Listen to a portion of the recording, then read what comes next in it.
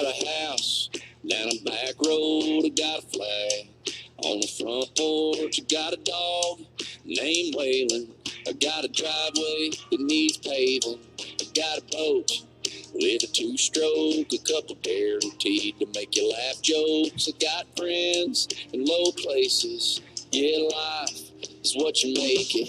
I might not end up in the Hall of Fame with a star on the sidewalk with my name, or a statue in my hometown when I'm gone. Nobody gonna name their babies after me. All right. Welcome to Sidelines. It's another Friday afternoon in college football season. Rob Brown along with Gordon Ford, who will be here in just a moment. I think he's caught in the rain. I think we're going to get about 4 or 5 inches of rain. And I tell you what, if you're a duck hunter like I am, this is great. If you got any jack millet or anything out there that needs some water, this is great news. 4 or 5 inches. It's also going to be raining down in Baton Rouge and a lot of other places around the South this weekend.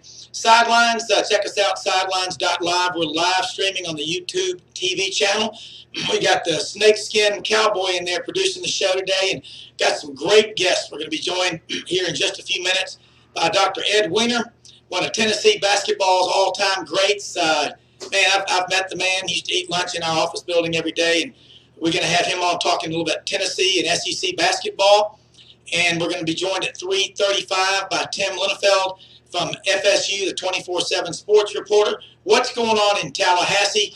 And a lot of questions we're going to be asking him. At 4 o'clock, Bob Kessling, the radio voice of the Tennessee Vols, will be joining us here on Sidelines. And at 4:30, Tommy Tuberville will join us to preview college football this weekend.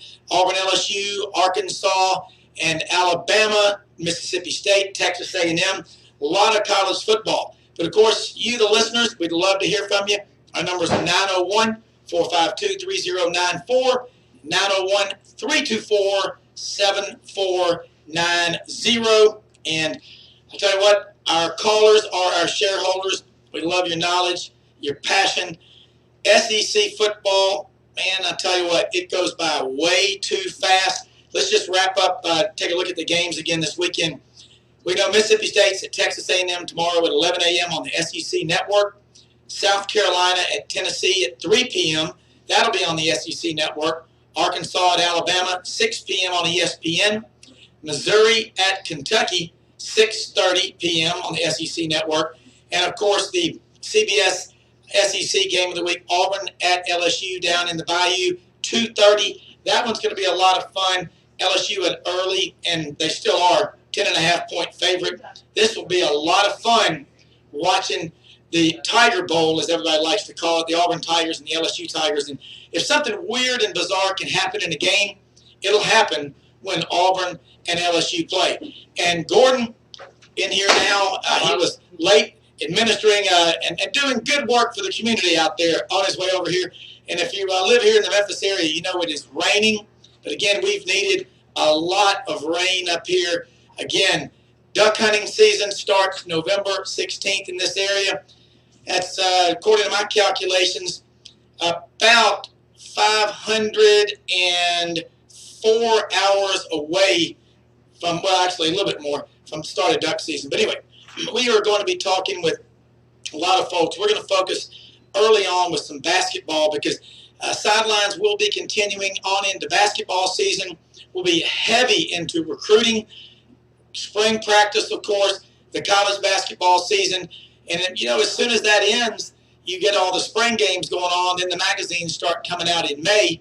It really never stops. But basketball, Gordon and I love basketball. Gordon's forgotten more than I think our listening audience combined knows about basketball, has a lot of great contacts in the business. And Dr. Ed Weiner, a lot of you probably went to him, and he's a great dentist. He just retired a couple of years ago. And we're going to be calling Dr. Weiner. And Gordon, you've got some great stories that you've told me over the years. And I've gotten to meet Dr. Weiner. But, man, the guy is a living treasure, not just for Tennessee basketball, but for college basketball, period, isn't he? Yeah, he's, I mean, put it this way. The Ernie and Bernie show wouldn't have been there if Doc hadn't stepped in because both those guys were New Yorkers. Doc is in the SEC Hall of Fame. Yeah. He is a SEC legend. Went to Atlanta, went down there, got his picture taken, but he's an SEC legend. He played in the 50s, played for the Philadelphia Warriors for a while when the NBA didn't pay a lot of money, and then ended up going to be a dentist. Has been very active in the Tennessee program for years now. So, he's just a great guy. I think about 5 years ago, he was Tennessee's representative for the SEC basketball tournament, the Legends. Yeah. And I'll tell you, his story is one that's worth a book, really, about how he got over here to the United States and went to Tennessee from New York. And, again, look what that relationship did to bring the Ernie and Bernie show to Knoxville. And Oh, yeah. we'll have to ask Bob Kessling when he's on with us for the voice of the Vols about that, because anybody that is alive that is old enough, and even if you weren't born then, you know about the importance of those two guys to Tennessee basketball, but it wouldn't have happened without Dr. Weiner. That's right. I don't know if the Snakeskins got him on the line yet. I think he is working on that. And he's at home with his son, Craig, who was a good player in his own right, played at Tennessee a couple of years, started at Ridgeway High School, and, just big connected to the community. Friends of Dorsey Sims, friends of my dad when he was coaching, just all-around good guy. Hopefully the Snakeskin has him on the line. So Yeah, when Dr. Weiner, I'd say he retired 2 or 3 years ago as a dentist, worked into his 80s. Guy's amazing. Look at what's happening now in college basketball. Just a few weeks ago, or last week, we had tip-off at Tumert. They also did it on the square in Oxford. Go back 20 years ago. Do you think that would have ever happened? no, because nobody was really in that area was that into SEC basketball. We got him, guys. Okay. Well, it's because of pioneers like Dr. Weiner that we're where we are today, and I hope he is going to be a vocal voice for a long time. Welcome to the show. Welcome to the show, Doc. Thank you so much. I got Rob Brown here with me. He used to eat lunch with you in the Forum building. Yeah, I work at up there at Duncan Williams. I would come down there and see you in the deli every day at lunch there at the Forum Deli, and you got me really fired up about Bruce Pearl, and everything you said is, well, let's just say those expectations have been blown away by what he's accomplished so far. I am blown away by what Bruce, but now it's blown away because I knew when I first, after the second game I watched him coach, it was against Green Bay, I think. It was when he was at Green Bay. I knew the guy knew what the heck he was doing. He has the pedigree and he has the ability to communicate to his players. He was with Dr. Pounders for 12 years, who went to the Final Four, won the national championships. I can't remember if he was with Iowa or Providence or something. But he was with him as a manager. The manager started and worked up to an assistant.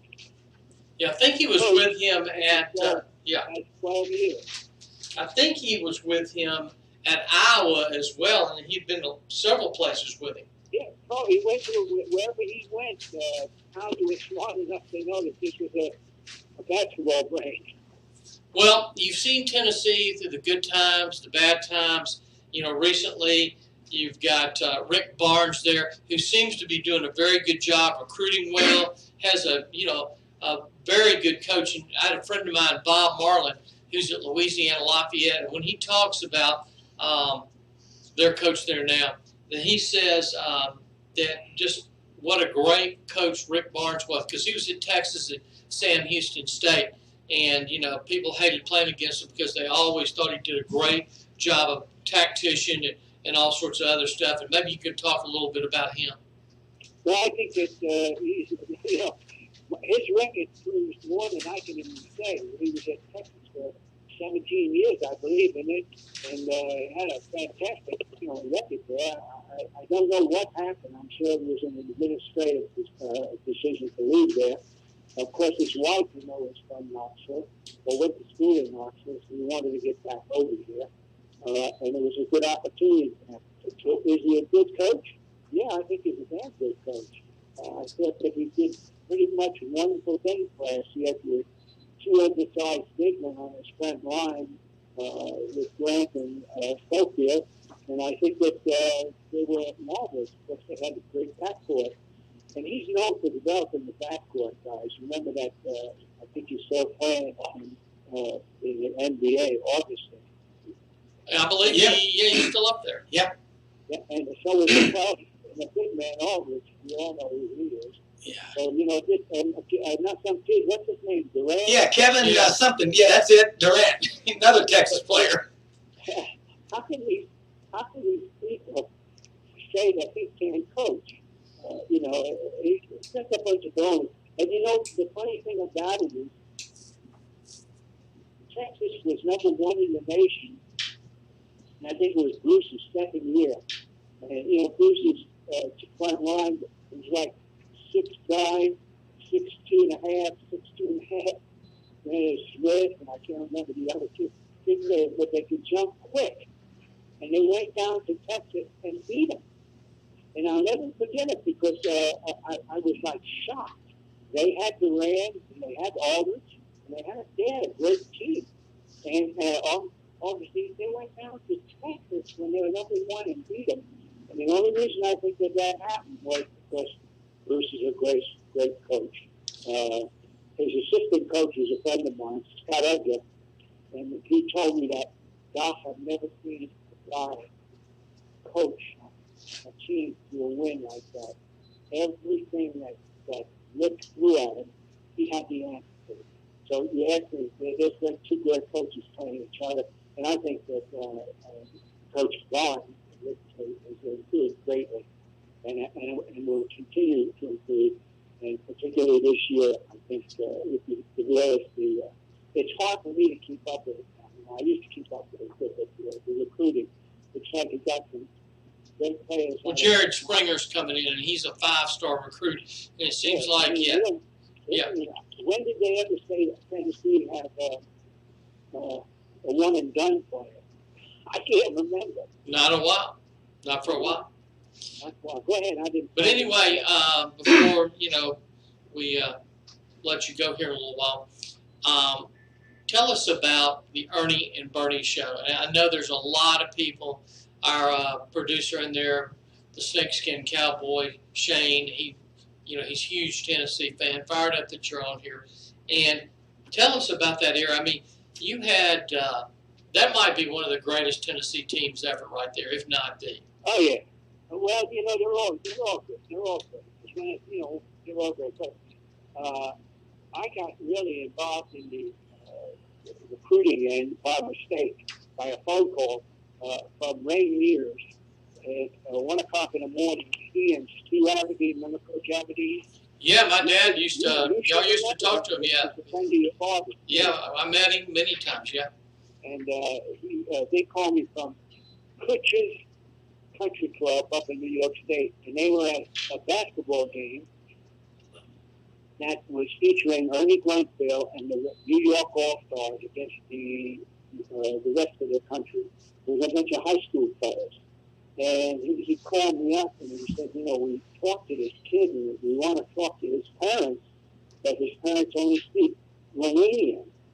And I said, really? He said, yeah, do you know, this is the question personally at 1 o'clock in the morning. Do you know anybody in New York who speaks Romanian? Now, I just happened to have a friend in Memphis who knew a bunch of people in New York. And I said, let me call you back. And I called this guy up to the show, one of my best friends. There's a lawyer up there, and he speaks Romanian. I said, good. I've never heard this. Good. This is great. Keep going. You mind if I pass this along? I said, no. I said, that'd be fine, I wanted to help the university in where I could. And so the next day I get a phone call. They have an appointment with the mother and father. I spoke to them on the phone. They were just so excited to hear someone here. They've been hearing pictures from UCLA and everywhere else in the world. They know to speak Romanian. And in their native tongue, incidentally, his father was a super duper soccer player. He was not allowed, because they were communists at the time, to compete internationally, but he was one of the better players that ever played in the country of Romania. Anders was his name, really a great guy. And anyway, that's how we got to know Ernie, and of course, the rest of history. The chairman, me and your boy John Newman, that too. Yeah. But someday, if you want to talk about that, I'd be glad to talk to Johnny. No, I've heard all of that. I don't think some of that needs to be on the air, but keep going. He was a good kid. John was a good guy. He really was. So, and then as far as Bernie is concerned, I was called in on phone call. Just called Bernard, Bernard, I'm a Jewish kid from the ghetto in Brooklyn, as you are a black in the ghetto in Fort Hamilton, Brooklyn. And I went south, and I made it. You can make it. Brunt was making it, you can make it. That type of encouragement. And we were able to sign him. And then they went after his brother, of course, that's history. They turned down, he turned us down. He went to Maryland instead. But I remained good, very good friends around here. And we went, like when they retired, Bernie's, I can't remember which one, they retired their jackets. We went to their jerseys. We went down there, and I'll never forget the four of us standing there. Was myself, Alan Houston, Bernard, and Ernie. And I said, you guys are here because of me. I'm the original New York Railroad issue. They brought you guys down here. I hope you realize they looked at each other. Man, he's right. Of course, Houston came from Louisville with his father, Wade. But the other two, they came because of me. Oh, everybody knows that. I have a picture that they sent me that was such a beautiful thing on the face of Sports Illustrated, they called it the Ernie Bernie Show. With one hand, they were holding each other around their shoulders, and there was a beautiful saying on it. Thank you for everything you've done, Doctor. I didn't do a damn thing. They played all the ball. All I did was make the connections. And how about that for a name of connection? That's pretty good. I never heard that. That's one of the best stories I've heard. Now looking at Tennessee basketball, just kind of going forward, and like we talked earlier, it just seems like that they've got it clicking. And I think they were on the verge of clicking when Donnie Tyndall got in there. It was unfortunate what happened to him, and he's a friend of ours, and well, but, he's a friend of mine too. Great guy, and it's unfortunate that he got nailed by the NCAA. To this day, he claims it, wasn't true. But, getting Rick Barnes in there right now, that was like one of the great moves ever. They had just fired him in Texas after winning all those games. Got Shaka Smart in there, haven't done anything since. I think they won the NIT last year, that being Texas. But at the end of the day, it seems like, they're like a program now, kind of like he had in Texas, and they have stability and a lot of good stuff going on there. You're 100% right. I think stability is a great, and consistency with stability that will follow. I think that's a great word, a great description. I think you could see it in his recruiting, how he's selling in the spots. Of course, thank God, he's got some spots that don't have to be filled at this time. Well, who knows, some of these new kids might be flipping in their shoes. But I think that, let me comment on Donnie Tyndall. You said he was a friend of yours. I'm glad of that. I would say nothing but good things about Donnie. He was there just a couple of years. I thought his X's and O's were good. I thought that he had the kids behind him 100%. And I thought he just was a lot of what I do, the same thing as when I play, is I look into the person's eyes. And if I could see he's got a little weakness, I'm ready to crawl all over. Donnie had that strength. Very weird had that strength. And you look in eyes. Johnny Green, I looked in his eyes and he quivered. Yeah, I know. He was not. He's so far gone. He's lucky he has some great players left over. But I didn't think much of him. You don't hear much of him either, do you? No, I think he's an assistant somewhere. Well, Doc, we appreciate you coming on. We got to take a break here. We got another guest at 3:30. Go ahead. Yeah, hey, we want you definitely. Will you please come back? That is you could have a lot of podcasts just on some of these stories. You are a great guest, and it was an honor to have you. Gordon, thank you so much. And I just want to tell you that you're like family to me. Well, I know that.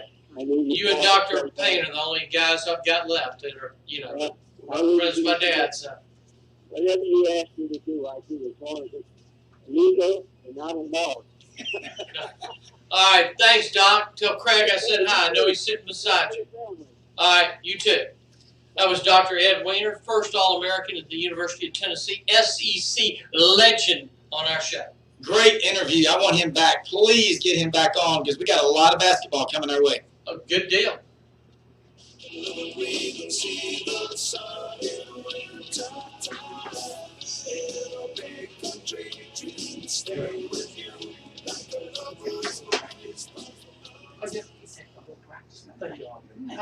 Dino's Wild Game Processing is a professional processing company located in Memphis, Tennessee. And Dino's can take anything that ever ran, flew, swam, or crawled, your deer, elk, moose, ducks, geese, anything that you want to turn into some of the best table fare you've ever put in your mouth. They can process it up at Dino's, 1418 North Willette Street in Memphis.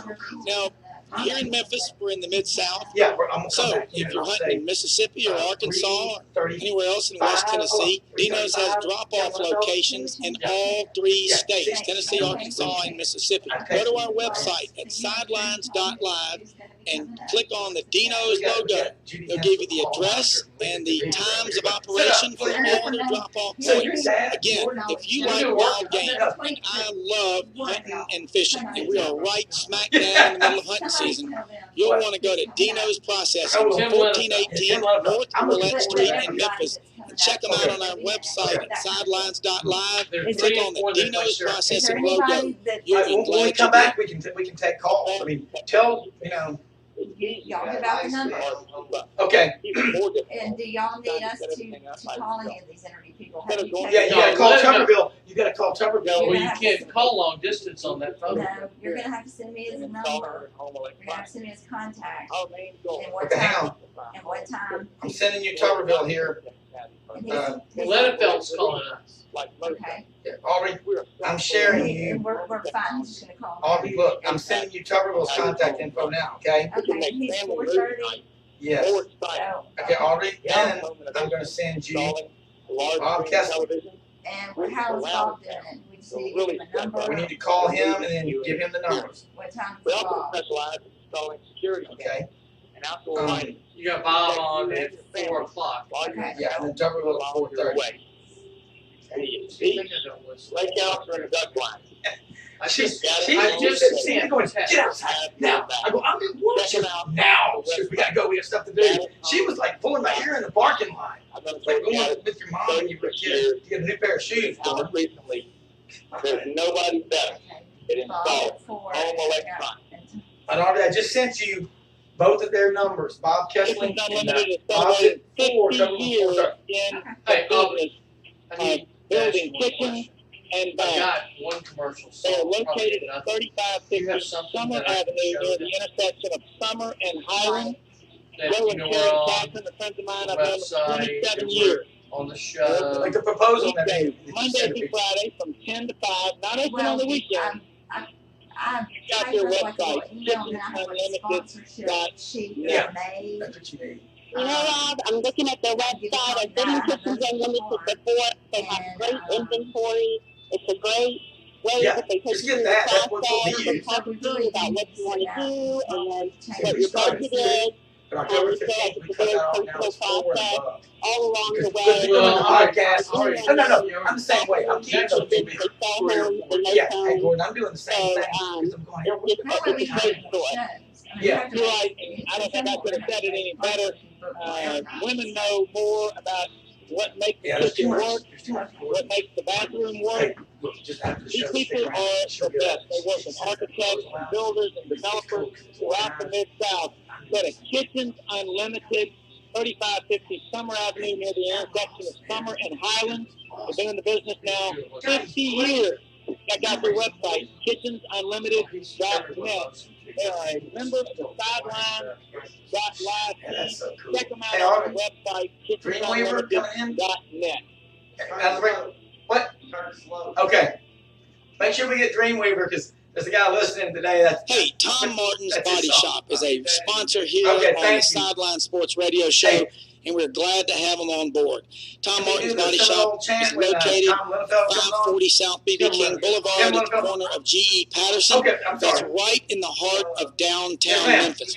They've been there since 1960. That's 59 years. They've been in the business. Auburn songs, trucks and vans. They can work on the interior of your vehicle, look at your sunroof. They can pretty much do it all, and if they can't, they'll point you in the right direction. I've taken my cars and trucks down there for years, along with my kids, occasional fender benders. Tom Martin has never let me down. Go check them out anytime. If you're here, Tangi that runs the office for Tom has relationships, as does Tom, with all of the big insurance companies and the small ones as well. They'll make a lot of things happen quickly, and your life will get back together. Tom Martin's Body Shop. Check them out on our website at sidelines.live. They are a proud sponsor. Glad to have them. Support our sponsors. Tom Martin's Body Shop. Thank you.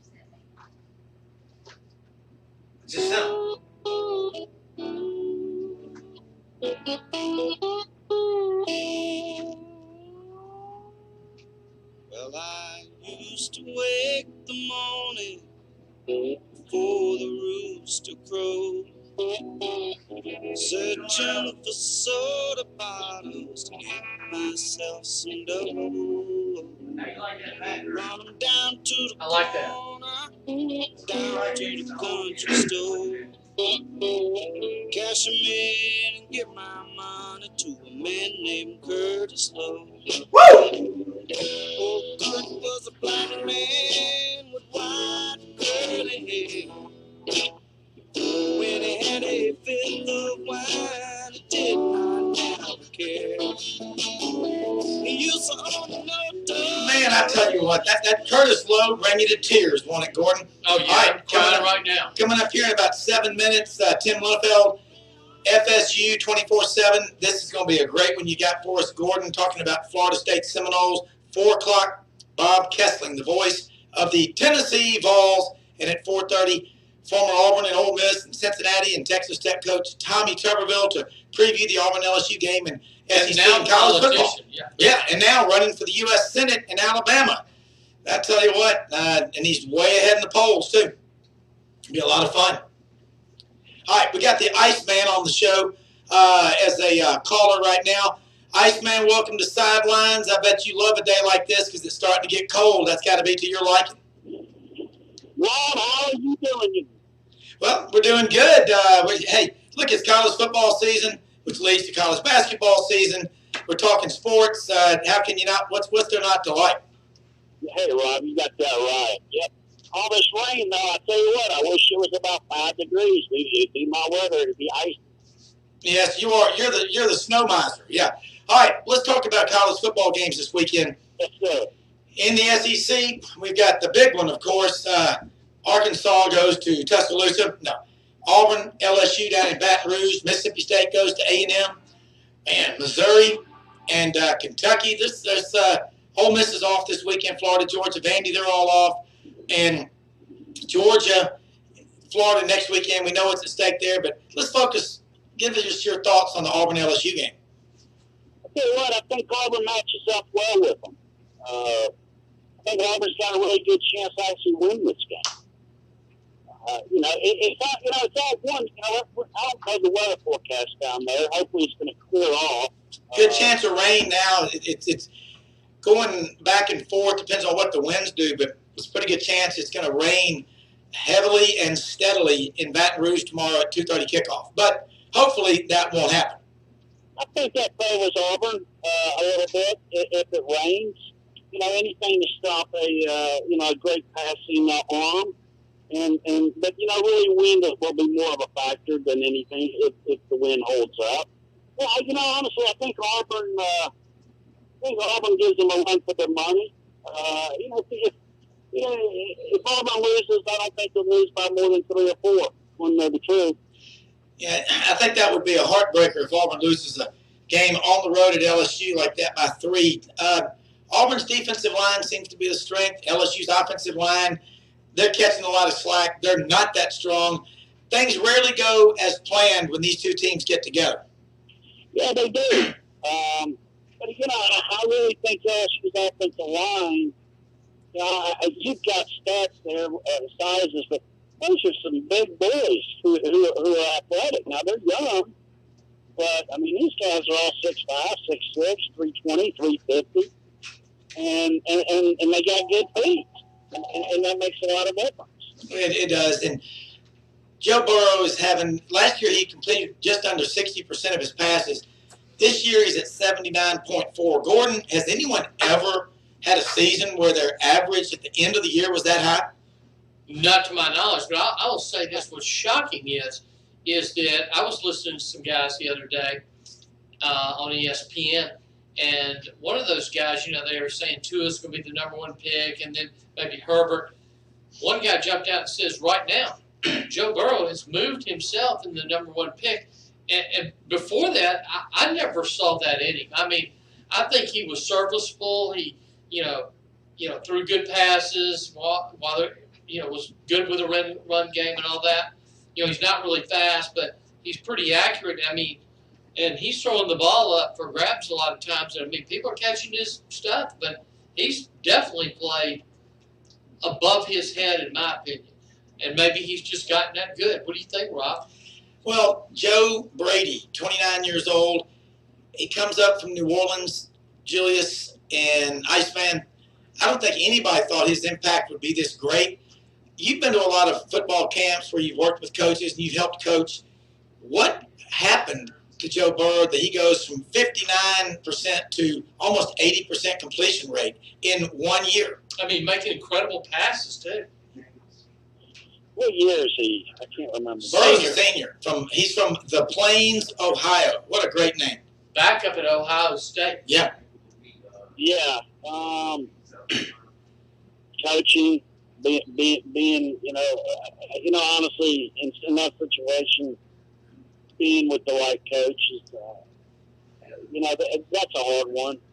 Maybe he doesn't wet his bed anymore. He's got more confidence. But that could be a number of things, honestly. Well, look, that game, it's going to boil down to both teams have a lot of great athletes. The better quarterback is LSU's. The better defense looks like it's Auburn. Maybe special teams are going to determine who wins it. I think it's going to be a 3 or 4 point game. Who's your pick? I'll take Auburn. War Eagle. All right, let's a couple more games. Texas A&M hosts Mississippi State, a team with really no identity. They can't find a quarterback. A&M's got the $75 million man, Jimbo Fisher, who used to be at Florida State. He left a smoldering dumpster fire behind him. Who's your picks there? I'd have to take Mississippi State plus the points if we're going by the line. All right. What about well, it's not going to be really a game. Missouri and Kentucky. That's games up in Lexington tomorrow night at 6:30. I know Gordon is going to be glued to the TV for that one. But Missouri last week got beat by Vanderbilt 21-14. They're 0 for 2 on the road, 5-0 at home this year. Who's going to win that one? Love Kentucky. You like Kentucky? Most definitely, I love Kentucky. Missouri's down and out. A lot of times people think, well, they lost. They're going to be mad the next game. Well, most times it's the opposite. Yeah. All right, another question. The Memphis Tigers here, they've got one loss. It's a tough loss at Temple. They're playing at Tulsa. And, of course, next week they've got SMU coming in here. Any chance the Tigers will get caught looking ahead, which I doubt with a Mike Norvell team. They seem like they're well coached. They're too smart for that. But what do you think? I tell you what, though, Tulsa, they can be physical. The key is if you want to beat Memphis, you put pressure on Brady. And, if you don't have to sack him. You just got to put pressure on him. And Tulsa's got a defense that, wreaked havoc for SMU. put some pressure on their quarterback. Yeah, it's going to be good. We're going to want you back on next week talking about that game. We've got to get the line freed up. We've got Tim Linnefeld from FSU. Can I say one quick thing? And I'm changing the subject, but I know you talk about recruiting a lot. But there's a kid over at Christian Brothers named Patrick Tudis. And I'm going to tell you something. That kid is to be watched. And he's got great feet, big kid, smart kid. And I know you're familiar with the Tudises, but this kid's the real deal. Well, we'll be watching it because, hey, lots of diamonds in the rough. You remember Darren Bates played at Christian Brothers High School, went to Olive Branch's senior year, kind of disappeared, was a 2-star, almost a no-star, and a 4-year starter at Auburn, still playing in the NFL. Iceman, call us back next week. Christian wants to say hi to you, and then we're going to hang out. All right. Okay. Hi. Hey, buddy, go out there and throw one for Andy, man. Appreciate the call. Hi, Mr. Rob. All right. Hey, buddy. All right, Rob. Thank you, sir. You bet. All right, Gordon, I think it's time. Get out there and do that Seminole chant. I don't know. He's not on yet. Okay. He'll be on any moment. Gordon. James. Yeah, we got James on the line here. James is a Tennessee fan. Welcome to the show. I guess you are heading up to Knoxville for the game this weekend? Man, we just got here. The weather's right. It's pouring down rain, and the future looks bright. All right, last week, I felt like Tennessee would give Alabama a full 60. Jeremy Pruitt's got too much pride going up against his old boss, and we all knew Nick Saban wasn't going to give him any tips on how to beat him. Man, tough. I echo your last caller's sentiments. There's no such thing as a moral victory, but if I've ever felt good in defeat, it was last week. Did you give the 3-2-4 number? Showed the signs of life. Yeah, and what's the takeaway from the Tennessee game against Alabama? Look, at 35-13, you wanted the W, but what's the takeaway from that game? I tell you, I was excited about the offensive and defensive line. For the first time in a lot of years, I saw a little push on both sides, and looks like we're headed in the right direction on both sides there. I think that we get some steady quarterback play.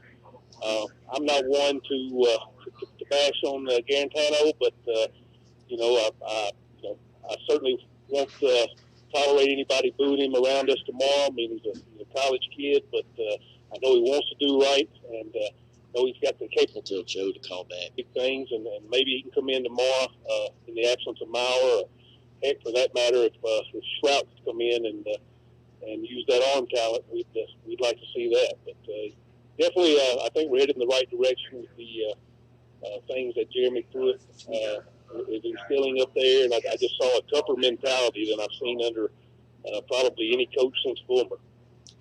2 freshmen are starting on the offensive line for y'all. We're going to have to get off here in a second to take a guest from Tim Linnefeld from FSU. But those 2 freshmen, Wayne Morris is one of them out of Loganville, Georgia, Grayson High School, which is a football D1 factory. They're getting better. They're not really freshmen anymore. This team is starting to reflect Jeremy Pruitt's toughness, isn't it? Agree 100%. Yeah. He's. I believe he's going to get us there. As a matter of fact, I just saw somebody that tweeted out there that next year was our year for Alabama. They're going to be coming off 7 tough games, including USC, and we'll have another year, another recruiting class in front of us. We'll have a bye week before they get in there, and so like a good UT fan does, next year is our year. Hey, Tennessee Vols, among the most loyal and passionate fans in all of college football. Thank you so much for the call. We'll be looking forward to hearing from you a lot. I've got Bob Kessling, the voice of the Vols, on here at 4, and we're going to ask him a lot of questions, and hopefully he's got all the answers. I'm sure he does. But have a great weekend. Good luck tomorrow night. All right, man. Y'all keep up the good work. Yes, sir. Thank you. 901-452-3094, 901-324-7490, and it is time. I hear it. Chief Osceola coming out on Renegade, the Appaloosa. I guess that means Tim Linnefeld is on our show right now. Absolutely. Tim? What's up, guys? Are we firing you up here? Bob? Yeah, Rob's in here with a spear right now. Hey, Renegade, I've got Renegade out back. I was watering him down, getting him ready. Chief Osceola is getting fired up. I've been to a few games down there at Doak Campbell Stadium. Tim, what in the world's going on? Oh man, I'm a Simon Jack. Yeah, it's an interesting time for Florida State. It's tough because the truth is, I think for watching the games, play in and play out, I think the team is improved from where it was last year. They're improved in just about every statistics category. They're better in a lot of ways, and yet their overall record is worse for 7 games than it was for 7 games a year ago, and that's a tough one to swallow. So I think right now Florida State fans are kind of trying to balance that out, and obviously some of them are, or a lot of them even, are pretty impatient, and I understand that as well. But I think the number one priority for Florida State is, you got a game tomorrow. It's homecoming. It's against Syracuse. Syracuse has been, quite frankly, pretty poor this year. They haven't won a game against a Power 5 opponent yet this season. It's a game that, for Florida State, you need to win because you need a win, but you need to win to kind of settle some things down a little bit. It's just, there's been a lot of noise around town lately, and I think just getting a win tomorrow afternoon and giving somebody, sort of calming the tides a little bit, I think would go a long way right at the moment. Tim, you've been hearing that stuff. The Syracuse, they're a disappointment in their own right. I mean, everyone figured they were going to come in and kick rear end, and then, Maryland beat them like a illegitimate stepchild, and, a redheaded one at that. And they beat them, and in the league, they're not that good. And all of a sudden, Maryland goes bad. Loxley, I don't think that much of him. But now all of a sudden, you're hearing this stuff about Willie Taggart. There's some stuff coming out about Urban Meyer, coming there or somebody like that. And, being from what they are to the records that they're having now. And I'm an Ole Miss fan, and the bottom line, they're on Matt Luke wanting to fire him every day, and he's been on probation for 3 years. So what's going on with Taggart's position? And, I mean, is any of this, any credence to any of this, is that, I mean, is he in trouble?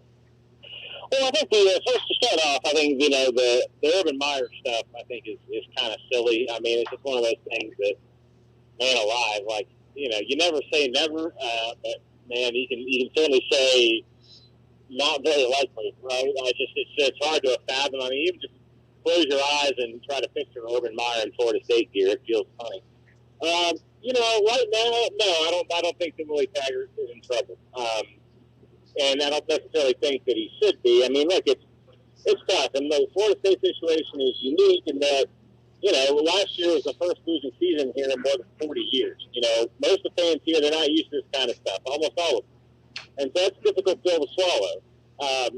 But the fact of the matter is, and I think Willie Taggart was telling you this, right now, I mean, the way they're playing, and the way that the results have been through 19 games from Willie Taggart's 20th, they're not up to the standard. They're not up to Florida State standard. They're not up to the standard that Willie Taggart said that the program would be at with him at the helm. So, look, man, it's a results-based business. And at some point, now again, I don't necessarily think they're there right now, there has to be signs of turning things around. And I mentioned earlier that in a lot of statistical categories and a lot of measurable areas, Florida State is improved from where they were a year ago, and it's showing signs of improvement.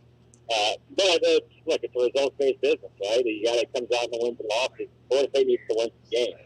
Tim, I think that yes, sir. Oh, no, I didn't mean to interrupt you, but it's Rob Brown here. I'm an Auburn grad, and of course I remember I grew up at the Auburn-Florida State series. The two schools are 195 miles apart. 1984, Florida State made one of the smartest hires Bobby Bowden did. He'd been there for 8 years, and he hired an Ozark, Alabama native, member of the Alabama 61 National Championship team, Mickey Andrews. And in 84 and 85, all of a sudden, 86, they got better every year because prior to that, Florida State would try to outscore everybody, and people would be glued to their TVs and say, did you watch that Florida State game? But they lost 42-41, but it was a great game. From 87 to 2000, 14 straight years, the Seminoles never finished lower than fourth in the final rankings. In 2001, that was the first year Mark Richt was the head coach at Georgia. From 01 to 09, Florida State, after 14 straight years of double-digit win seasons, they have one double-digit win season from 01 to 09 in those 9 years. Bobby Bowden steps down. Jimbo Fisher, the coach in waiting, one of the few that ever panned out, takes over. He gets them rolling. They win a national championship in 2013. Next year, they went 25 straight games without a loss with Jameis Winston. And all of a sudden, Jimbo is 7-6. He leaves when they're, if I'm not mistaken, 5-6, and Odell Haggins, the former Florida State defensive lineman, took over. Florida State football has lost their mojo, and you're right. That program in 76, when Bobby Bowden came down there, unbelievable. Within a matter of 4 years, they're 11-0, playing Oklahoma in the Orange Bowl, and they win. How the hell do you – it's like screwing up a two-car funeral if you can't win at Florida State. Yeah, I mean, I don't know. I mean, look, the answer, of course, is that it's complicated. You know, it's like when you gain a lot of weight. You know, you didn't gain it all overnight. Florida State did get in this position overnight. I mean, I think there was a lot of little signs, little things over the tail end of the last era, some cultural issues, some accountability issues you hear players talk about that, you know, left unchecked for long enough can cause real big problems. I think that was pretty clearly was an issue at the end of Jimbo Fisher's era. And, you know, the fact of the matter is you have those problems, but you were so talented that you were able to kind of mask them a little bit. You were able to kind of hide them. But once some of those NFL draft picks leave and they're not being replenished by other future NFL draft picks, now all of a sudden you don't have the talent to overcome those issues, and your issues are still there. And what do you know? You got problems. And so I think that's kind of what Florida State defines itself. It's a talented team, I think, but it's talented in very specific places, you know. And specifically, Jimbo, we love to recruit skill positions. You know, Florida State has elite level running backs, elite level defensive backs, but recruiting on the offensive line has been a problem. Recruiting at linebacker has been a problem. And you see that now. Recruiting at quarterback, quite frankly, has been a problem, which is one of Jimbo's big strong suits. But between some misses in recruiting and then the havoc that the transfer portal has wreaked over the past couple of years, Florida State's quarterback recruiting, I mean, it's a problem. And we're well into the spring of this year with just one scholarship quarterback on the roster. I mean, that's just, you know, that's on the alarm type stuff. I mean, we're not into the transfer portal themselves and got a couple guys, but that's fine to get you through and get you established, but it's not necessarily the way that you want to build something sustainable. So it's a lot. You know, to be quite honest with you, probably something you could write a book or something about how does Florida State get to this point. And it's probably going to take a little while to get it back. But the good news for Florida State is that you're a name brand and perhaps the most tradition-rich state in the country. You know, I look at what Florida's doing, and of course, Florida State fans don't want to do with this, but Florida might have been a bigger mess than Florida State 2 years ago when Dan Mullen took over, and you know, he found a way to get them into the top 10, you know, pretty quickly. Now there's some differences in rules for everyone else, but it can be done. And, you know, these things go in cycles, and nothing quick, and they're really quick. It's just a matter of getting there. You know what? You talk about them recruiting a quarterback. I remember last year at the end, they went very hard after John Rice Plumlee. Rolled the red carpet out for him. He went to Ole Miss where they had 4 quarterbacks that were freshmen. And that tells me something's not right in their recruiting of that position because they had to take a transfer from Wisconsin. The guy that's there now, he was okay, but, you know, not killing it. And at the end of the day, they're not getting that elite guy anymore. And something's wrong, or something's wrong about the way they're selling it, or I don't know. But when you got John Rice Plumlee in there, and there's nobody, I mean, he would have been the man day one. And I know he's big in baseball, and that Ole Miss had a lot to do with that. But when you get somebody in there, and there's 4 people in there at your same position and none at FSU, they should have closed the deal on that. Yeah, no, that's been you know, a criticism, I think, of this staff for the first couple of years, and something the fans are communication with. Is just John Rice Plumlee, you had Sam Howell, the quarterback at North Carolina, was committed for a long time during the early signing period in North Carolina, and that's kind of, I think, sadly enough. And I think that was a big result of, you know, his primary recruiter was the assistant who's at Florida State.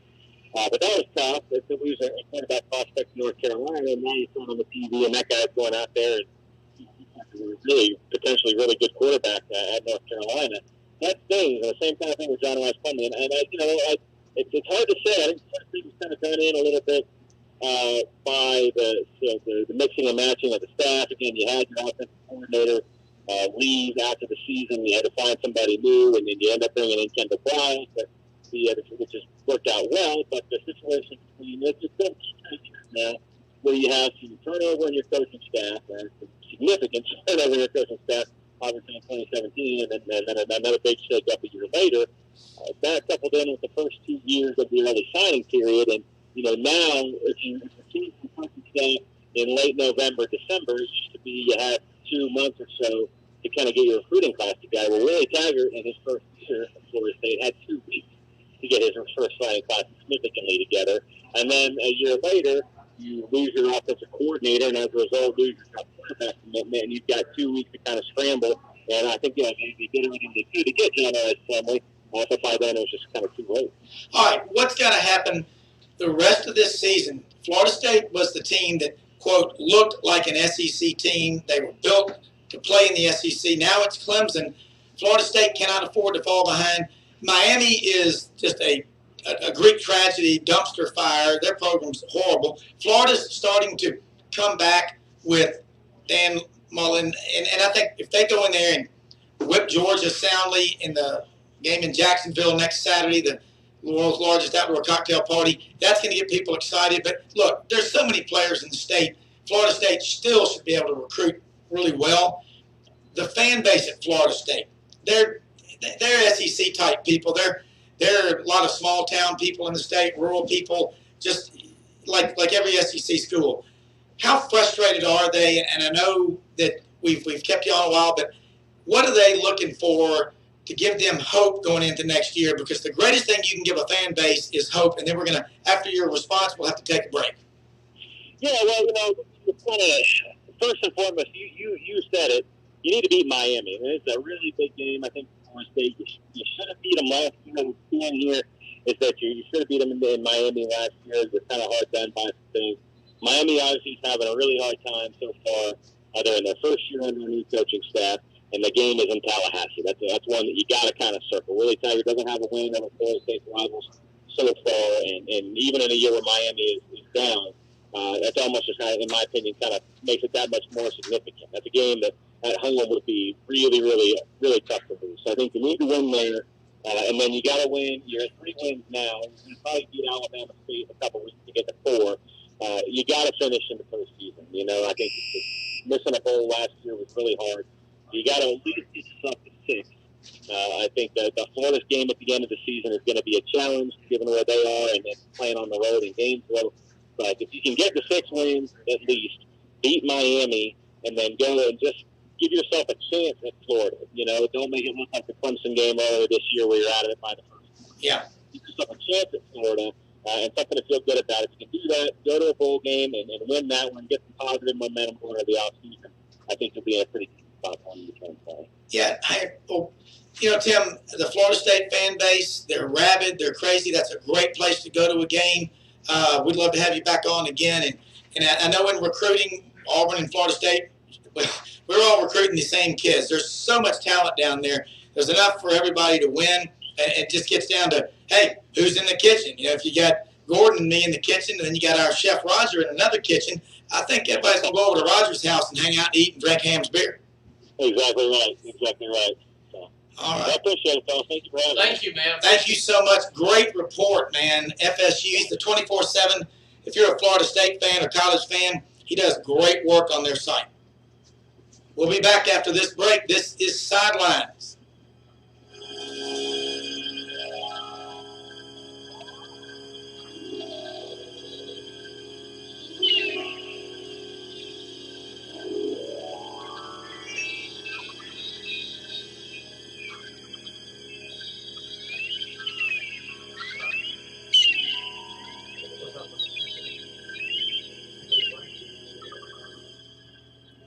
I've just closed my eyes again.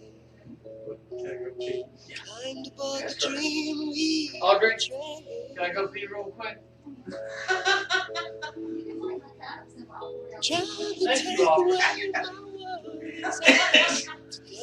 I promise there's no toilet paper in there. I can't do the other. Tomorrow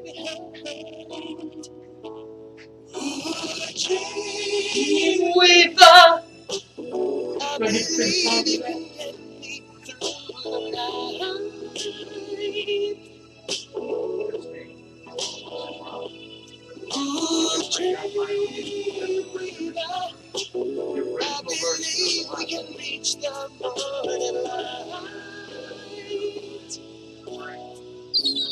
I understand. But the original Sidelines. What the hell is this? A fast Little technology Pennsylvania. It's easy to say, but it's too hard to keep up. Even more difficult is trying to set everything up by yourself. Instead of going through the hassle and frustration, Gaddis Home Innovation is your easy solution experience in installing your home electronics. Our main goal is to simplify home systems to where the not-so-tech-savvy person can operate with ease, like most of us. We're a strong believer in that home technologies can make a huge impact on how your home is run. It can make family movie nights more exciting. With Gaddis Home Innovation, installing a large screen television with surround sound will really step up your movie viewing experience. We also specialize in installing security cameras and outdoor lighting to protect you and your family while you're in the house or while you're away. The beach, lake house, or in the duck line, Gaddis Home Innovation will have your back. Check them out, the website, GaddisHome.com. I've enjoyed Gaddis for 36 years. Recently, there's nobody better that installs home electronics. Yeah, Gordon's got to take the Sonic thing. Hey, Tom Martin's Body Shop is a sponsor here on the Sidelines Sports Radio Show, and we're glad to have them on board. Tom Martin's Body Shop is located at 540 South B.B. King Boulevard. Hey, have you called Bob Kessling? Patterson. That's right in Did you text him the number to call in on? downtown Memphis. They've been there since 1960. Tell him. That's 59 years. Did you tell him they've to been in call? the business of fixing people's cars, trucks, and vans. Spell Joe They can work Passantino's on the name correctly. interior of your vehicle. Look at He your was messing with me. Pretty much P-A-S-S-A-N-T-I-N-O. If they can't, they'll point you in the right direction. I've taken my cars and trucks down there for years, along with my kids, occasional fender benders. Tom Martin has never let me down. Go check them out anytime. If you're hit, Tangi, that runs the office for Tom, has relationships, as does Tom, with all of the big insurance companies and the small ones as well. They'll make a lot of things happen quickly, and your life will get back together. Tom Martin's Body Shop. Check them out on our website at sidelines.live. They are a proud sponsor. Glad to have them. Support our sponsors. Tom Martin's Body Shop. Thank you. As fast as technology advances, it's easy to say, but it's too hard to keep up. Even more difficult is trying to set everything up by yourself.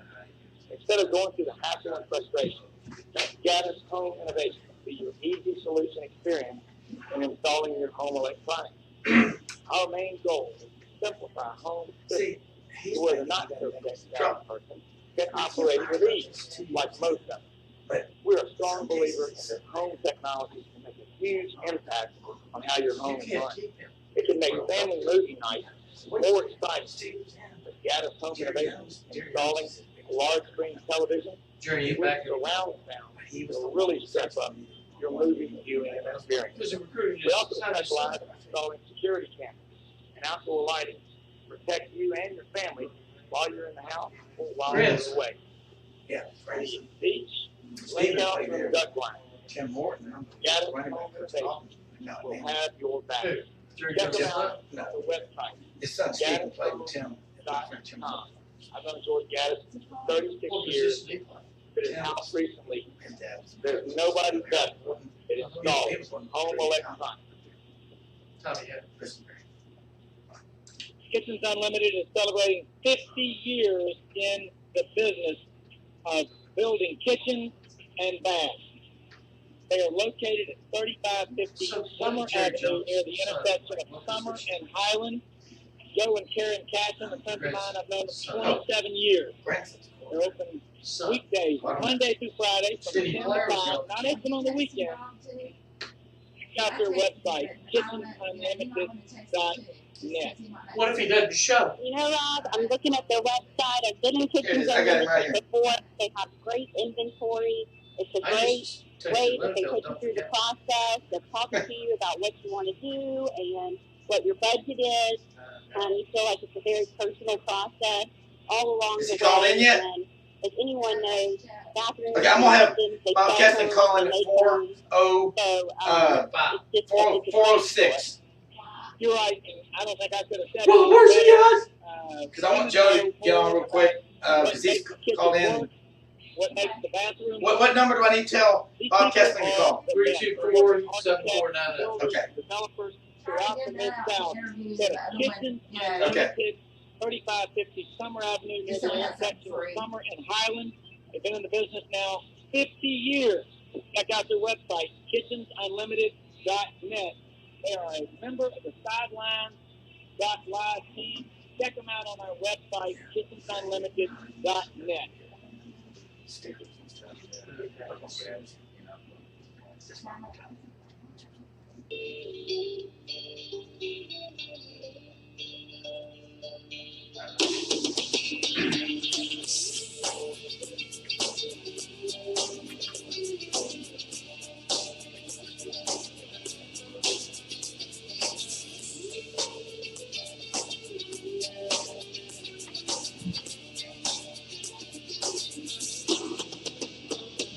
I just ran away from home. Now I'm going to Disneyland. I just crashed my car again. Now I'm going to Disneyland. Disneyland, Gordon. That's what it's going to be like down there tomorrow. If you're an Auburn fan and you get a victory in Baton Rouge. It's been 20 long years since 1999. My youngest son, Max, Mr. Peanut, was not even born yet. Tigers are going to try and do it tomorrow. They're 10.5-point underdogs. Our next caller is Joe from down in Parrish, Florida. Joe, where are you today? Laying on the beach, Sanibel Island, drinking a Ham's beer, riding around in a Jeep with a grizzly bear? Where are you?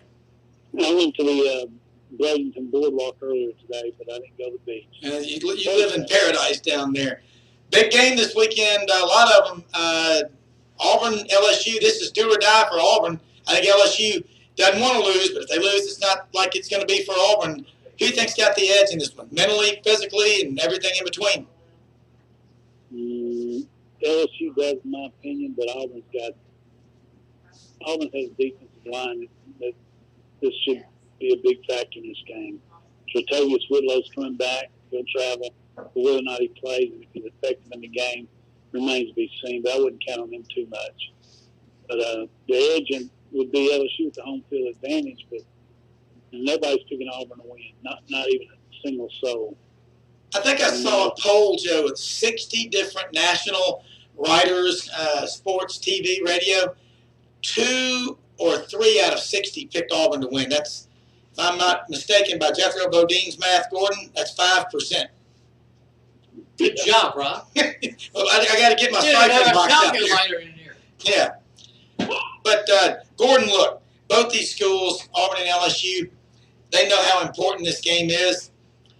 Everybody is talking about Bama LSU coming up in November 9th. That's still 2 weeks away. Any chance either one of y'all think Auburn catches LSU looking ahead?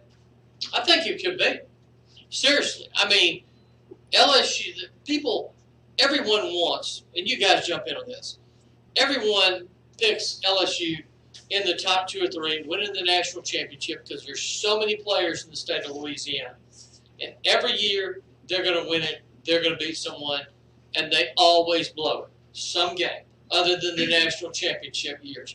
But everyone feels with all the talent there, LSU is going to beat everyone. I think your quarterback, Nix, he's good. I think LSU's quarterback's good. But I'm not really that sure that he's that great. He's just really playing well right now. How about you, Rob? I mean, he's got talent. He does. He's got another one of his receivers, Marshall's coming back, Joe, that had They got a big-time receiver. 6 touchdowns, and then they've got Jamar Chase, 9 touchdowns. Where's the weakness? What does Auburn do to disrupt Joe Burrow first, above everything else, in your mind? I believe they need to pressure receivers and get pressure with their front four. Nick Cole, if he comes back, that'll be a big boost. But he don't come back mentally ready. That's the thing.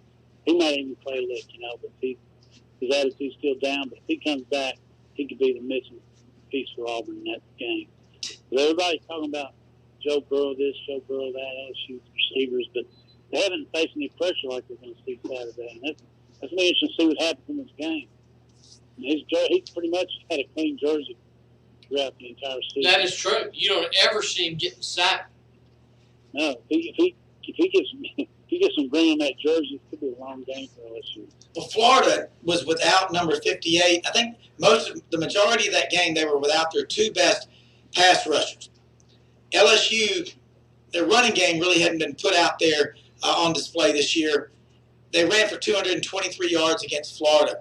Clyde Edwards-Helaire, a 5'7" running back from right there in Baton Rouge. I think he was the difference in that game offensively for LSU. As good as Joe Burrow threw the ball and their receivers caught the ball, I believe the running game was the reason LSU won, coupled with the fact he had 102,000 people down there screaming and bourboned up and bearded up. That's a tough place to play anyway. Exactly. And another thing, Kevin Steele, he had a few games under his belt.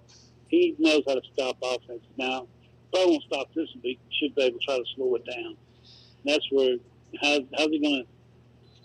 It's going to be a fun chess match tomorrow. How this game plays out. All right, Joe, you're Auburn's coach, Gus Malzahn. You're calling the plays. You've got Kenny Dillingham up in the box, the eyes in the sky. Before we let you go, in 30 seconds, what does Gus Malzahn need to do, especially if things that he likes to do don't work early? He needs to get the quarterback more into the running game. That'll open up some holes inside. Speed sweeps, definitely having Williams and Schwartz on the field at the same time is going to be very important in this game. And getting them the ball with this run or pass is going to be huge. So those two, and then there's going to be some missing elements we haven't really seen. South Canella's had a quiet year. He's made some big catches. Number 33 hasn't had many catches this year, but he could have a big game tomorrow. Joe, what's your prediction on the game score? I think it's going to be a 31-28 Auburn win. That's our Hams Beer Pick of the Week, Joe. Hey, call us again. Appreciate the call. I hope you are right. That's all I can say. I really hope you're right. Hey, thank you for listening and following us on the show. We're going to have Bob Kessling joining us now, the voice of the Tennessee Vols.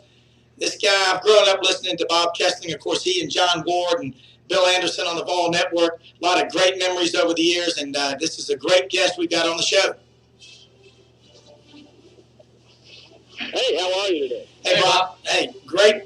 Look, glad to have you. We are right here in the middle of the greatest time of the year. This is Christmas every day. It's called college football season, and we've already had several callers that are on the way up to Knoxville from Memphis that are there. I've talked to several people, and Tennessee been going through some tough times here, but after last weekend, I've been a big believer in Jeremy Pruitt. As the biggest Alabama fan I know said he's 10 times the X's and O coach as Kirby Smart is, and I said he's tougher than Sergeant Hartman from Full Metal Jacket.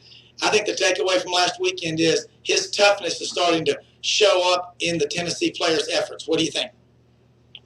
Well, I think one thing that he has done from the very start is he's got a way he wants this team to play. He has a way he wants this team to practice, and he has a way he wants this team to conduct itself. And I think all of those things are starting to come into play. I think it's obviously a much more physical team than it was at the start of the season. It seems to be a much more focused team than it was at the start of the season. I think it's a better coached team. So, anytime you have a coaching transition, it takes a while. I know people want to see coaches step in right away and make these, great turnarounds. It's really hard to do in college football because you can't just it's like not like the NFL. You can just clean out your roster when you build it. You've got to recruit. You've got to work with the young men you have on your roster. So I think this team has made a lot of improvement over the last couple of weeks. Are they where they want to be? No. You know, is it a situation now where they can just walk into a game and win it? No. They're going to have to go out and play well, and I think that's the case tomorrow against South Carolina. This is I think a much better South Carolina team than a lot of people give them credit for. Their defense is really good. Might be better than Alabama. It probably is.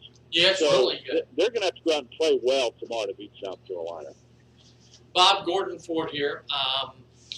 This transfer portal, it seems like, you know, each week you're looking at some team and some people not playing, or some people that have been playing since they got that 4-game redshirt deal, that are just leaving every day. And it seems like it's changing the look of college football. I mean, you know, like the song says, you could be here today and gone tomorrow. I mean, what do you think about all this? I mean, it's just got kind of out of hand. Well, you know, I think most of the ones that are in the portal are, you know, the majority of them are just disgruntled guys that aren't playing a lot. And, you know, Jeremy Pruitt said earlier this year on Ball Calls, those aren't the guys that you want to look for to join your roster, guys that are going to give up when the things get going tough.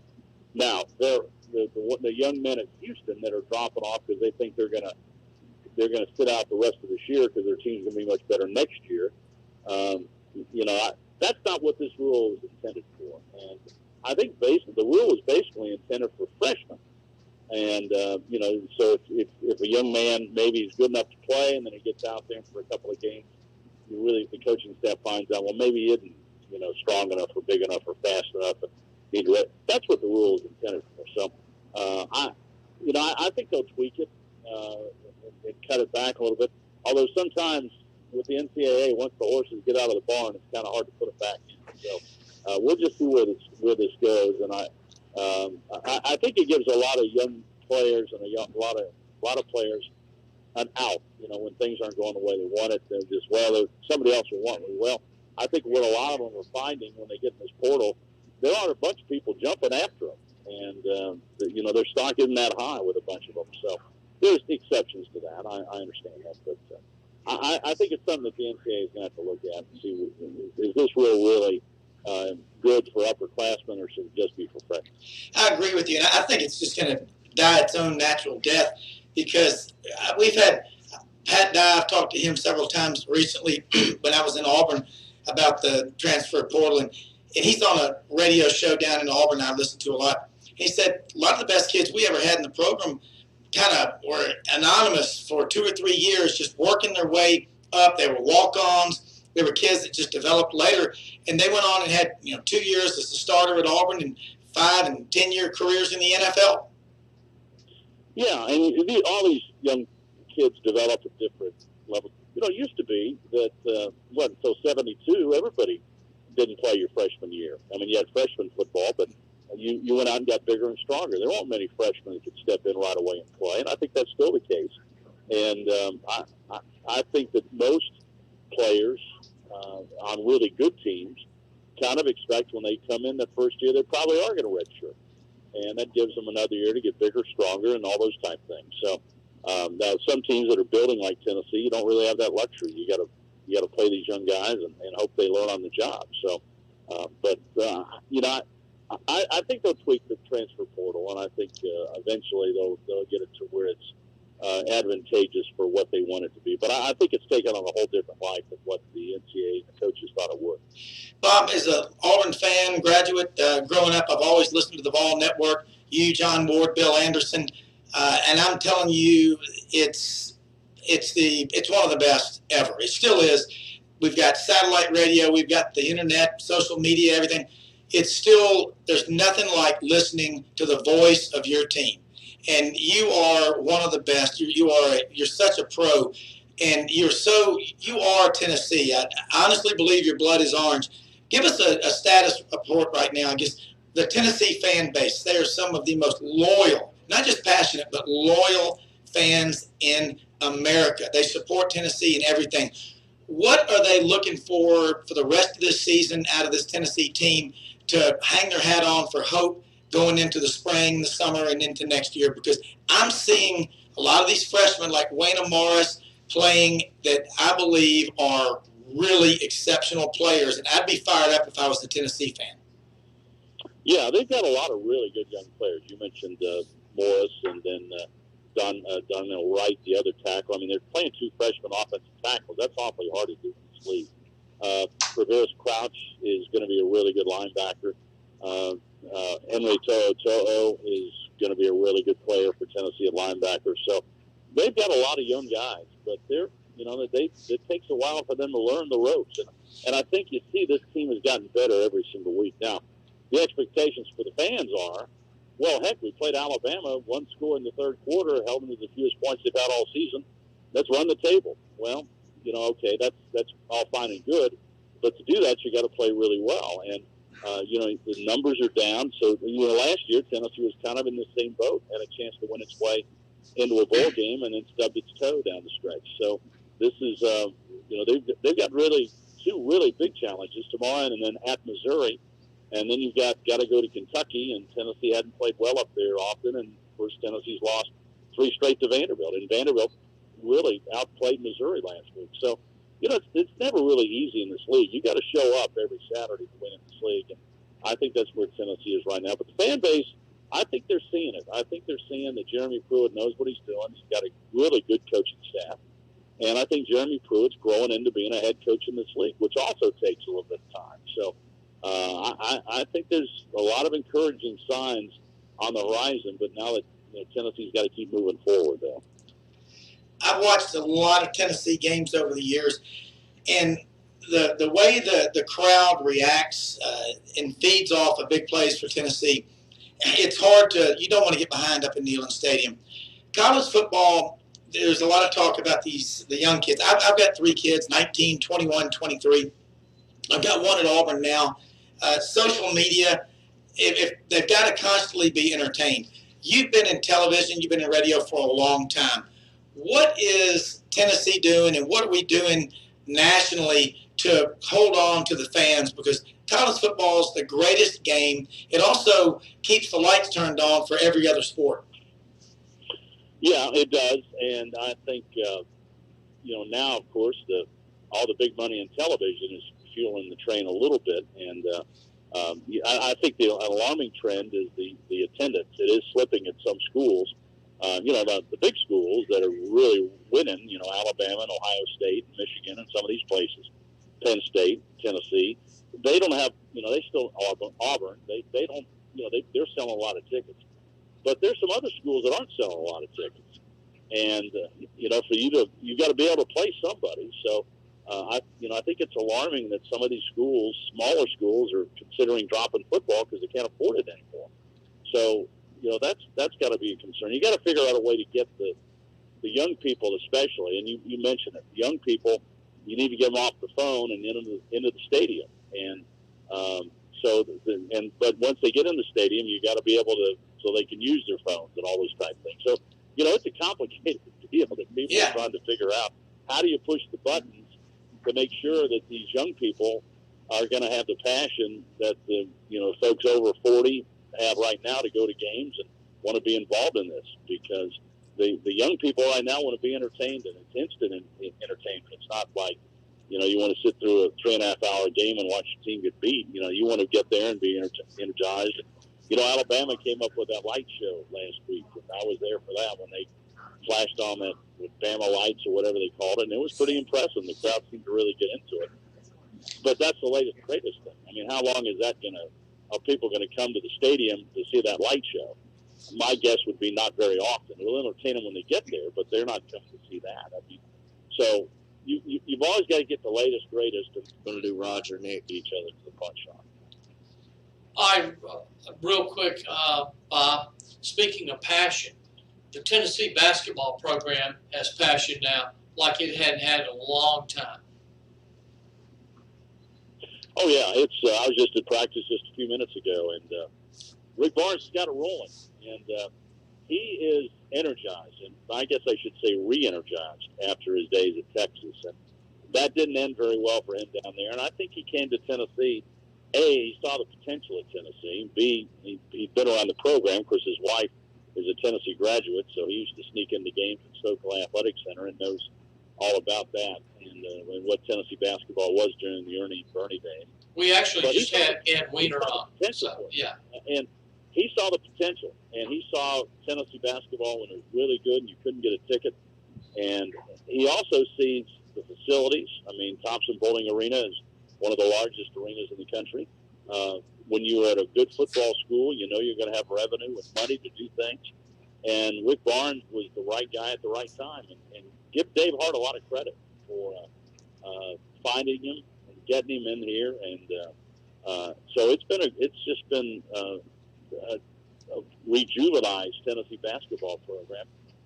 I don't know. This year, you lost a lot of talent. You lost 4 NBA players off last year's team. That's a big chunk of folks to replace, but they've got some really quality guys returning, like Bowden and Lamonte Turner and John Fulkerson, and then Josiah James, this point guard, I was really impressed with him today. He looks like a pro right now, just an NBA player. He's a 6'7" point guard that kind of glides around the floor and makes passes and can shoot. So that's really encouraging. So, and they're next year, I mean, the class they've got coming in, they got 3 players in the top 38 in the country, so they're going to be loaded next year. So he's got this thing rolling, and he saw the potential, and he's gone to work, and he's a really good coach. And these guys get better, and that's why he's attracted so many players, because they see that how these guys got better when they were here at Tennessee. Well, Bob, my wife Audrey grew up a Tennessee fan. I mentioned this to you earlier, going to games, listening to them, watching them on TV with her dad. And there are a lot of Tennessee fans that I know. I was born in 1963, so I've grown up and seen Tennessee have a lot of success. Last thing, as you go away, what would you say to the Tennessee fans out there that are frustrated, ready to just throw in the towel? I think they're crazy, because I think Jeremy Pruitt is for real. But what would you say to them about, hey, hang in there because better days are ahead? Because I think they are. Well, one thing, you might say a lot of things about Jeremy Pruitt, but one thing you can't say about him, he is a football coach. I mean, that's what he wants to do. That's what he's grown up around. His dad has been a coach. He's always wanted to be a coach. He has figured it out kind of as he's going along as a head coach. And now he seems to be getting traction. And I think that brighter days ahead. I mean, there's a real opportunity here for Tennessee to win these last 5 games. And if that happens, they'll be talking about giving him a contract extension. So, let's let this thing play out, see where it goes, and see what this team does. And but again, that takes us back to tomorrow. I mean, tomorrow I think is a really important game. It's a home game. It's a game that Tennessee really needs to win to keep this momentum going. All right, Bob, well, listen, thank you so much for being a guest. I want to say one other thing. I listen to a lot of radio. Just remember, when you're talking to the fans listening on there, the value that you bring to the table, and as an Auburn fan, I'm saying this, and I know Tennessee fans probably feel the same, and I know they do. We appreciate what you do, because you bust your you-know-what to put a great product out. You're like Gordon Ramsay. Nothing goes out of that kitchen onto someone's table unless it's 5-star. But thank you so much. We look forward to having you again. Hey, anytime, guys. Have a great weekend. Thanks for calling. You do. Good luck tomorrow. Man, I tell you what, Bob Kessling, Gordon, you and I both have grown up with him working on the Vol Network. Then he went to TV with John Ward and Bill Anderson. But I thought that was a great report. And yeah, what he said really good on TV. Yeah, he's just such an easy, even-keeled guy.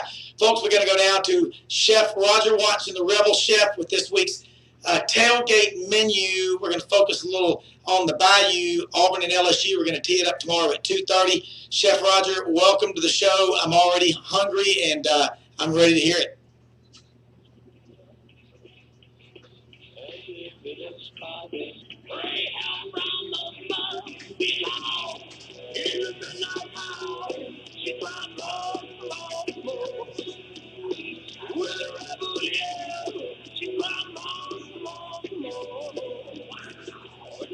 Okay, we're here with our guest, as we are every week, the Rebel Chef, Chef Roger Watson. We're going to talk about tailgate recipes, things that are easy to cook. A lot of football going on. It's October 26th this weekend. I guess it's weekend. Chapter 9 in chapter 8, chapter 9 for most teams. Tonight's game. The big one that everybody, not just in the SEC, but in the country, will be focused on will be Auburn and LSU in Baton Rouge. It's a 2:30 kickoff on CBS. One thing we do know, Roger, is those folks down in Louisiana, the LSU fans, they eat better, they have better tailgate food than any fan base in all of college football. And many great recipes that they've got. You've got one that I've never heard of. It's something that I love to eat a lot. I tell our listeners how to make it, and I'm drooling. I've already heard you kind of run it by me, but it sounds pretty. Absolutely. They know how to eat, and they know how to cook down there in Louisiana. And I think this dish will be just right for the tailgate this weekend. And as always, this is a hand-picked recipe for our listeners. It's easy to make. It's a good dish to make ahead of the tailgate, and it's the kind of recipe that anybody can put together. I don't want to make these recipes complicated. I want them to be easy and accessible to everybody. So this dish this week's going to be a boudin casserole, which is a little take on Italian casserole that I do. Great brunch dish, lunch dish, any time of the day really. What I do on this recipe, again, I'll give you the recipe and we'll post it up so people can make it. This recipe is eggs mixed with cream, Worcestershire sauce, minced onion, mustard powder. That's the egg base. You played the live version last night. Grated cheese. It's the original version. Take the casing off of it, and you cook it and crumble it up into that casserole and bake it in there. And it makes a beautiful boudin casserole. That's great to make ahead of time. It's good to hold. And again, I guarantee this will be one of the best dishes on the tailgate. If you're not a fan of, spicy food, you can mix half the boudin sausage with half Italian sausage. Again, I'll put that there on the recipe so that you can get the right heat. But yeah, this is a great Cajun dish that I think everybody will enjoy. Roger, this will be good with any boudin, whether it's venison boudin, smoked boudin, they'll all work. It'll all work. And you got the baked egg, the cheese, Texas toast, and the sausage all baked together. Serve it with a little bit of sour cream. Absolutely wonderful dish. One of my favorites. Well, I'm like I said, thinking about this. I'm definitely looking forward to. Maybe Aubrey will make it for me. Somebody nice will do it. Roger, looking around, when you go to tailgating, a lot of people do barbecue. They do chicken, burgers, the traditional stuff. I like this. This is something you can do the night before. One other thing, just on a side, what tip would you give people if they are cooking boudin or any kind of brats, whether it's wild game or just regular store-bought meat on the grill? What are some of the secrets to making them taste a lot better and not getting burnt to a crisp? Well, just making sure you have the right amount of heat on your grill. So many times I see people grilling things like burgers and sausages, and they get too dark, they get too burnt. My dad, in particular, when I was growing up, he would barbecue sausages, and they would be, as hard as a brick by the time they're done. You got to just make sure that you get the right amount of color on it, and then great little chef tip here for you. You take some aluminum, as you say here in the States. We say aluminium. Take some aluminum foil. When you have the perfect amount of color on your sausages, just wrap them in the aluminum foil and leave them to cook on the grill. On an indirect heat. Just don't go too far with color. There's nothing worse than a beautiful boudin sausage that someone's made and just burning it on the grill, cooking it for too long. Yeah, I agree, and I've cooked with you before. That indirect heat really works. Roger, look, thank you so much for these recipes. Another great college football weekend is upon us. Go out and try this out. We'll be posting the recipe up on the website.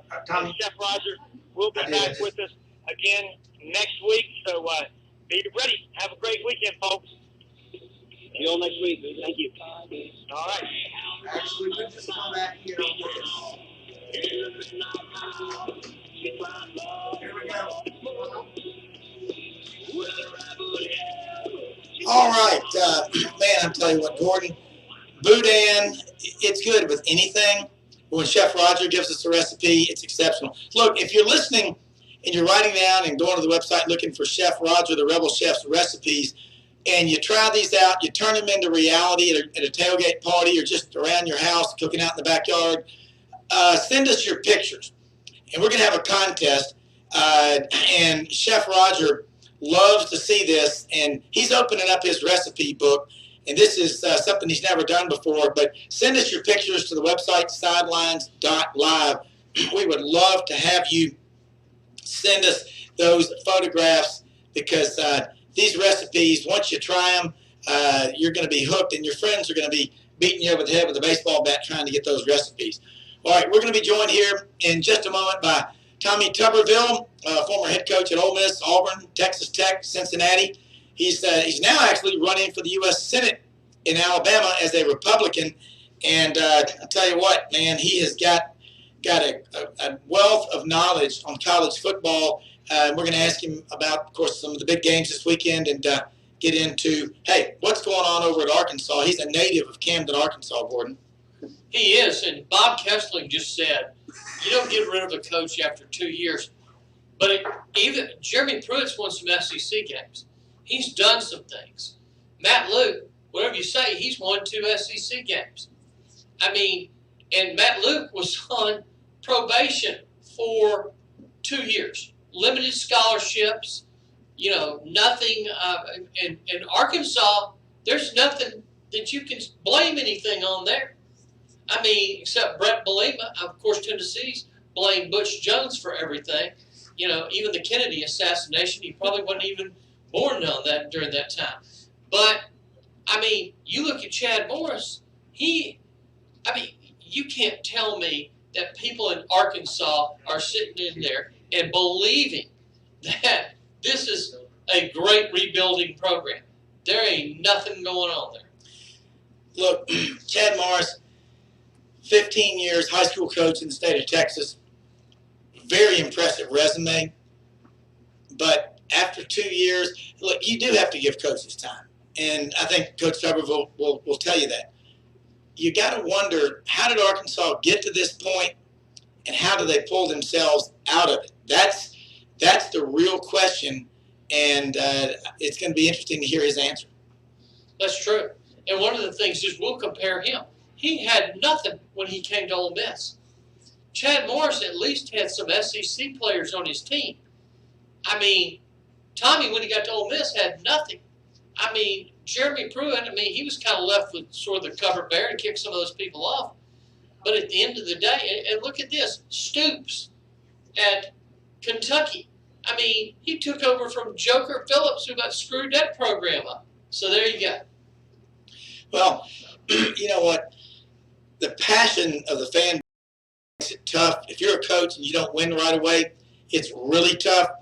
But you've got to give these guys time, but you've also got to give them support, and you got to have players. And I think Tommy Tuberville is on the air with us right now. And, Coach, thank you so much. You know how much fun it is being a coach. No pressure at all, huh? Yeah. This time of year you can't eat, you can't sleep. I mean, it's unbelievable. But it's a lot of fun. There's a lot of disappointments, but I tell you, when you beat somebody, kind of like go back a couple weeks ago when Will Muschamp went to Georgia and took his Gamecocks in there without a quarterback, a young quarterback that hadn't played much, and beat them between the hedges. I think they were ranked 2 or 3. There's no memory that can take that place. I talked with Brock Kreitz earlier today. We were talking about him last week in the Georgia game. He's got one son that's a senior here at Christian Brothers High School in Memphis, and he's been helping a friend of mine, Johnny Guerreri, coach St. Louis Middle School 7th and 8th grade football here recently, and he said something. He said, Brock Kreitz is amazing. The guy can coach every position on the field, and the kids absolutely love him. And he said to tell you hello, and he's looking forward to reading your book. Well, I appreciate what a great kid he was. You know, not a kid now, obviously, but we were playing Georgia one year, and we ended up beating them. We shouldn't have beat them, but we just outplayed them, outhearted them, and Brock Price had to catch Hines Ward from behind to win the game, and absolutely ran him down. And somebody asked him after the game, a reporter asked him, "You ran Hines Ward down from behind?" He said, "If I hadn't, I'd have had to walk home. Coach wouldn't have let me flew home with him." But what a great story that football team was that year that Brock was playing for us. Well, you set the tone from the moment you got there. And, Coach, big games all over the country this weekend. Let's focus on Baton Rouge, Louisiana. Not sure what the weather is going to be like. Number 9, Auburn travels down to take on number 2, LSU. Probably the hottest team in the country. Maybe 5% of the people surveyed are giving Auburn a chance. What do you think is going to happen? Well, they got a chance. I'm going to tell you what, you got a defense like Auburn's. I don't care how good your offense is. It gives you a fighting chance, especially on the road. Auburn's not out of this thing. They're playing for a lot now. If they can somehow beat LSU with the injury to Tua, you don't know how he's going to be. Now, of course, he knows back. You know, they're going to be hard to beat. But, you know, there's good things ahead for Auburn. But, you know, it's going to be raining. And if it's not raining, it's going to be wet. And I tell people this, it's something that people never think of. The hands of a quarterback. If a quarterback can throw a wet football, then, man, I tell you what, you got something from a quarterback that really nobody else has. I didn't have very many of them. Jason Campbell, when he played for me, his hands were so big, he could throw a wet football better than he could throw a dry football. And in tough and inclement weather, I mean, that means so much. Now, I don't know about Bo Nix, and I don't know about Joe Burrow. I don't know how big their hands are, but it will absolutely affect your football team if it's raining and wet, because you're limited to just running the ball, and you can't get anything done throwing it. And so it will be interesting to see how they handle the weather.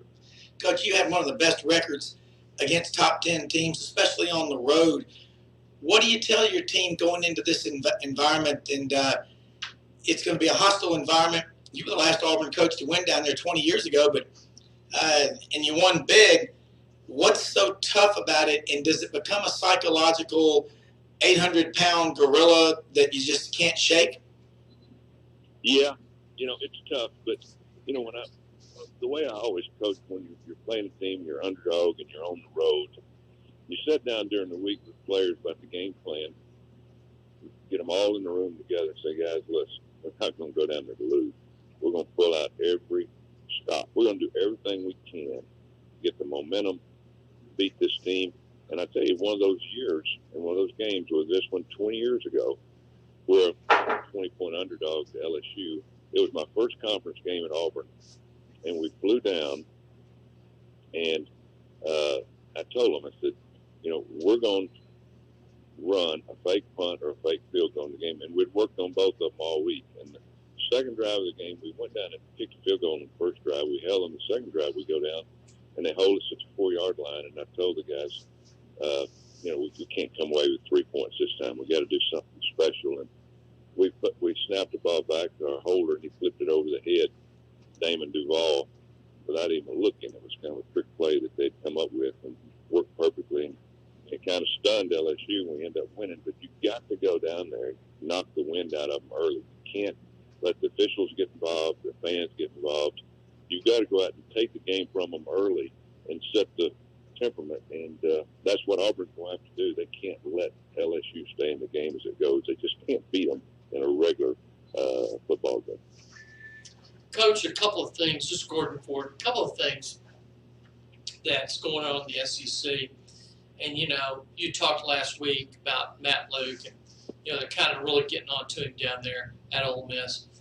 And, you know, you said that they need to leave him alone, let him do his thing, because he's got to play a lot of freshmen. Well, I can see that, and I agree with you. But you look at another situation here in Arkansas. And, you know, I look at you when you took over Ole Miss, you didn't have hardly any scholarship players. You couldn't give but 13 scholarships, had a 2-minute highlight on your coach's show. And then you look over there at Arkansas, and nobody was as depleted as now Ole Miss, then Ole Miss, and some other teams, and they can't win an SEC game. What is the problem there? Well, they got left with empty cupboards, to be honest with you. And it just goes back to management, and it starts with sometimes who you hire for a job. And, Brett Belma was a good friend of mine, and I know Brett, and he was head coach of Wisconsin, and did a good job, but he'd never been in the SEC, and he comes in and coaching a football team in a league that he knew very little about. And if you go into a situation and don't know about recruiting, don't know about your team, don't know about your team, what you can sell and you can't sell, what kind of players you have on your team, and you got to guess at it for a few years. If you make some mistakes, it really costs you, and that's what happened to them. They went in and made some mistakes in recruiting. They didn't get the linemen they needed on defense. They don't have any speed. They don't have any quickness. I bet they don't have a dozen SEC players on their team. So Chad Morris will do fine. Can he work through it? It's going to be hard because they're not very good. Just watching them play, I like their running back. I think he's tough. I think he's an SEC running back. He could play at almost any school in the league. That's pretty much it. And when you only got a few SEC players, you can't compete week in and week out. You can't do it, and players get beat down. Your coaches get beat down. It's just tough times for the Razorbacks. I hope they can bounce back, but man, it's going to be hard. Well, looking at him, and this will be, and I don't really see a win for him, that being Chad Morris in the SEC this year. But going 2 years without winning a game, he's got to be in hot water. I don't think so, Rob. I just hard to imagine. You bring a guy in and you only give him a couple years, and just look at the flip side of it. He goes into SMU, they got nobody. Well, they had bad players. I agree with that. Yeah, they had nobody. I played them. When I was in Cincinnati 4 years ago, I played them. They were awful. And he goes to SMU, and look at them now. They're 7-0. It ain't the coaches down there now.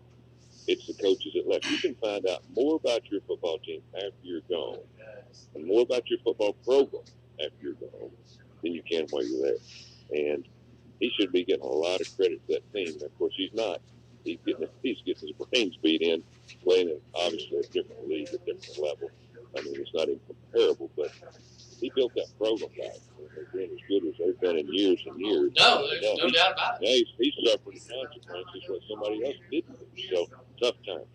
Coach, to back up what you just said, you can find out a lot about your football team after you leave. 2 years after you left Auburn, the Tigers won the national championship 22-19 over Oregon. 17 or 18 of Auburn's 22 starters were recruited by your staff. Yeah, that's sometimes the way it goes. And I tell you, one of the guys that we actually recruited on that team, we probably didn't get credit for. I went down and watched the kid play and talked to a coach down at Mobile during recruiting. And they said, "Well, come out and watch basketball practice. You'll be able to see this guy." Well, I watched him play, and he's a wide receiver. I liked him.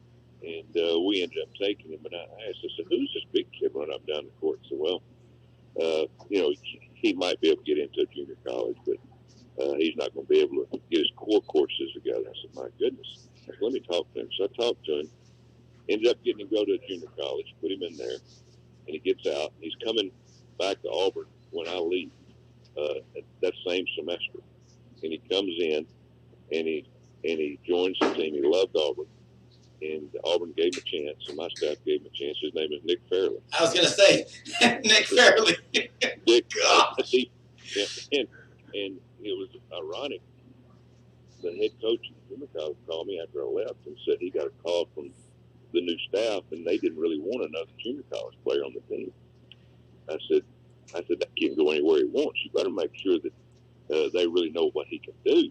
And he called me back later and said, they really don't want him, Coach. I said, somebody better do a sales job because if they don't get him, somebody's going to get an All-American. And they ended up going to Auburn. And if you remember back, they got Auburn down 24 to nothing at Alabama in the Iron Bowl, and got the ball at the 2-yard line going in, and hand the ball off for about a minute going first half, and Nick Fairley comes through, knocks the ball out of the running back's hands, falls on it, recovers the fumble at the 10. Cam Newton drives it 90 yards to make it 24-7 at halftime, and then they come back and won that game because Nick Fairley knocked that ball loose. Yeah, and Coach, I meant that as a compliment that 17 or 18 of your players, you just knew how to recruit. I tell you, I think the greatest job you did coaching as an underdog in the David versus Goliath. I remember one time Auburn was playing Alabama when Shug Jordan was the coach, and Auburn, he gave the great analogy of the, David versus Goliath, and, David was a 40-point underdog, but he didn't know Shug Jordan was coaching. That was 17-16 Auburn win. Your 2002 win in Tuscaloosa, and I'll set the stage. Ronnie Brown had been hurt the week before against Georgia. Cadillac broke his tibia in the Florida game. Ronnie Brown came in and had 167 yards as a backup. And Auburn goes up there with Cooper Wallace as the fullback, a kid out of Christ Presbyterian up in Nashville. Your running back was Trey Smith out of Tampa, Florida. And you had Johnson as your tight end. I know Mark Parra was one of your tackles. Marcus McNeil out of Cedarwood, Georgia, Ellen Grove High School. Nobody. They had picked out Auburn's burial clothes, picked out the casket, the respirator was on, the priest was in the room, and the kinfolk were called to the bedside. You go up there and you win 17-7. How did you do that? Hey, you got a pretty good memory, I tell you. And the thing about that you don't do, you forgot one little thing. Brandon Johnson, one of the best fullbacks I've ever been around. That was his 3rd year. He was also hurt. We didn't have a fullback, so you said Cooper. We put Cooper Wallace in the backfield as the blocking back, as the fullback for Trey Smith, who had played some, but not a whole lot. And he ended up rushing for, over 150, 160 yards, and we win the game. But we go back, and you don't remember this, so we messed around with them.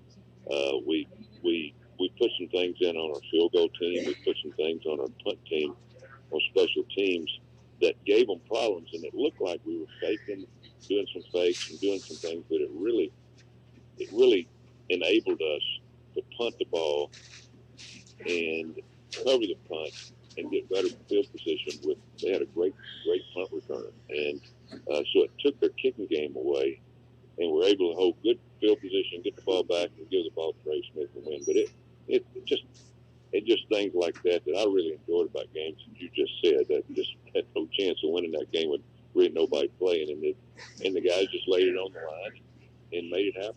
I listened to that game over in Brinkley, Arkansas, on Highway 238 at the Duck Club by myself in the truck. Of course, multiple Auburn fans. My phone blew up. I think the glass broke on it, but that was one of your great wins.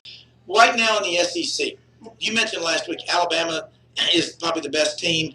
Tennessee took them to the wire last week, whatever you want to say about official calls or what have you.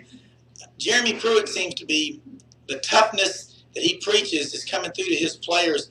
Talk about the SEC, the 5-team round robin, and some of the teams that are struggling and how you think they're going to get better. Oh, well, there's a top 7 in the conference, and then there's a bottom 7. And that bottom 7 is really struggling, and Tennessee is one of them.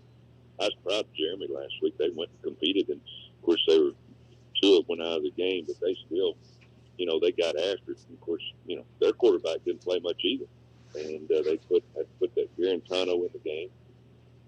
And I just watch the game, just watch how they competed and got after it. Of course, everybody got on Jeremy. He grabbed somebody by the face mask. Well, come on, folks. Garantano. I mean, you're not going to. That's not going to hurt you. You're just getting their attention. And, you can't jerk them back and forth, but you got to get them right in front of your face. I've done that many times. Oh yeah. I got grabbed many times by my coach. I mean, it just gives you a eye-to-eye contact where they can't get away from you. Now, you're not trying to hurt anybody's neck or anything. It's just part of the game. And man, everybody just gets all upset. He's going to get in trouble because he grabbed the guy's face mask. I really enjoy watching Jeremy Pruitt coach because he's into it and he understands the game. You know, he's just a young guy. You know, Kentucky's not as good as Vanderbilt. You know, and they bounce back and beat a Missouri team. You know, it's the upper tiered schools. 7 are fun to watch, but those bottom groups, when they play each other, they're fun to watch because you can't never tell who's going to do what, you know, because they're all fighting hard because they know they're fighting and clawing the coaches for their jobs and the players, you know, just to get respected in college football. So, you know, week in and week out, it's going to be tough, but right now, you know, you got Mississippi State that's, you know, they had the best players they've had I've seen in a long time last year, and, you know, they won some games. This year, you know, they're down a little bit, and this new coach is going to scratch and claw to get back where the fans are going to allow him to get respect in the league. Coach Joe Burrow, watched him last year. He was okay. This year, they're talking about him being the #1 pick. Is he really that good? Well, you got to think about this now. #1 pick in the NFL. That's what I heard some guys saying that, and I didn't really believe it, but they're pointing out cases for him. He's throwing, you know, 79% of his passes. You know, I haven't figured him out. I didn't think. I mean, I think he's a good player, but is he the best player in the country right now? Which people are, you know, some people are saying that. I don't know if that's true or not. No, you know, he's probably the best quarterback in terms of NFL. You know, he's a drop back guy. He knows how to throw. He knows how to read coverages. He can spin the ball well. He dumps it off. He gets the ball to the right receiver. He plays quarterback. So many of these kids now, all they do is they get the play from the sideline. They run that play. They don't really realize what the play's about, why it should work. You know, if you need to change it, you know, what you should do. There's so much that these kids are not taught nowadays as quarterbacks because of all this spread. It's just go fast and get a play in and out-hustle the other team. They don't do that at LSU. Steve Ensminger, the offensive coordinator, I've known him for 30 years, and he teaches quarterbacks. And Joe Burrow fell into a good situation there. Just a perfect fit for LSU. Steve Ensminger, the offensive coordinator, a guy that knows footwork. And there's so many kids I watch them now, they have no clue at quarterback about footwork, about planting their foot, driving off the back foot, and coaching their eyes of who to look at first to make sure that that's the right guy to throw to. So Joe Burrow is a product of the system, and I think he'll be a good quarterback in the NFL. He's going to keep proving and proving and proving. But right now, he's hot in college football because he takes advantage of what the team gives him. Coach, earlier we had Bob Kessling, the voice of the Tennessee Vol Network, on. Gordon asked him about the transfer portal. That wasn't around when you were coaching. What do you think about that, and what kind of success did you have with transfers? I mean, I know of some of them, but give us your thoughts on that. Yeah, you don't make the transfer portal. You don't need to make it easy for a kid to say, okay, you know, the line's too long for me here at wide receiver. I'm going to go somewhere else. Don't make it easy for a kid to quit. Now, sometimes you might need a transfer because the offense doesn't fit you, or you don't see eye to eye with the technique, or something that just might not fit, and you just might not like the school, you might like the teammates, and there might be a reason to transfer. But I tell players when I was coaching, if you ever quit once and go somewhere else, you better make sure it works. You better make sure, because if it doesn't work, the second time's a lot easier, and your career's gone. And so sometimes I think just looking at this portal situation that it gives them too much of an easy out. Instead of just pushing it and making it work where they decided to go first, you know, they make it easy to leave. And I think you're going to have a lot of these kids that end up transferring that it doesn't work for. And I hope that's not the case. That's what Kessling said, yeah. Something that works and just fails in the end. Yeah. I mean, think about all the players that you had that stuck it out. And I've coached cross country and track for a long time. I've run a lot of triathlons, so has Gordon. If you quit something tough, if you quit out here, anything that's tough, you'll quit everything tough in your life. And that's the lesson. That's why your players, and I guarantee you've got your players you coach throughout your life. And you're not very old. You're not much older than I am. But I bet you they come back to you when they're going through tough times and they say, Coach, thank you so much for teaching me to find excuses to win. That's what it's all about, isn't it? Thank God for athletics. I'm telling you, I would hate to see this country. And that's the reason this country is as great as it is to some degree, because of high school and college sports where kids learn all that, Rob. They learn self-responsibility. They learn how to communicate, how to work with other people, teamwork, work ethic, and perseverance. I mean, you've got to learn perseverance. And when we start making it easy for kids to say, I don't want to keep doing this, I want to change, and it affects them, it affects everything around them, not just for that point, but for life. And so I'm exactly like you. I think it's so important that you push it to the limit. And sometimes, again, you might need to do it. I've seen that point, but I think this gives them an easy out, too easy, and sometimes it looks easier on the other side, but it's not. Coach, real quick, I know you got to go. Tell us how your Senate campaign's going. I know you're in a battle, and how can people support you? Well, it's going good. I'm traveling all over the state of Alabama, and it's a great state. We've got a great country, but we're suffering, and the reason I'm running is I want to help. And I'm a President Trump guy. I believe in the future of this country and the future of the kids. And I coached kids all my life, and that's our number one commodity. So I want to continue to help this country and the state of Alabama. So TommyForSenate.com, that's my website. Just go in there and look at it and see what you think. Coach, thank you so much. We look forward to having you on again next week. Your insight's invaluable. Your character's even better. Have a great weekend. Thank you. God bless. You bet. Same to you. All right, look, real quick, if you're going to be sending in information about your tailgate cooking, hashtag Sidelines Live. Again, hashtag Sidelines Live, or you can comment on the Sidelines Facebook page, Sidelines Radio. The link is on sidelines.live. So if you're cooking some of Roger's recipes and you're eating them, you're enjoying them, we would love to hear you, and we want to see your pictures at sidelines.live.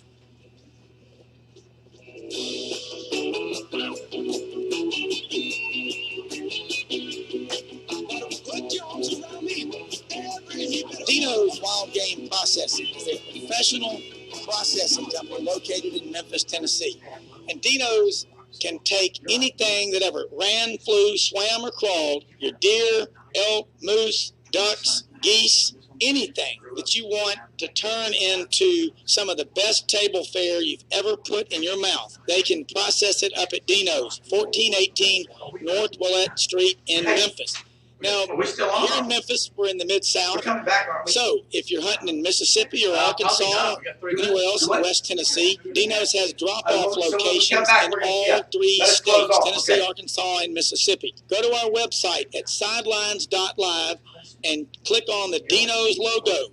They'll give you the address and the times of operation for all their drop-off points. Again, if you like wild game, and I love hunting and fishing, and smack dab in the middle of hunting season, you'll want to go to Dino's Processing, 1418 North Willette Street in Memphis, and check them out on our website at sidelines.live.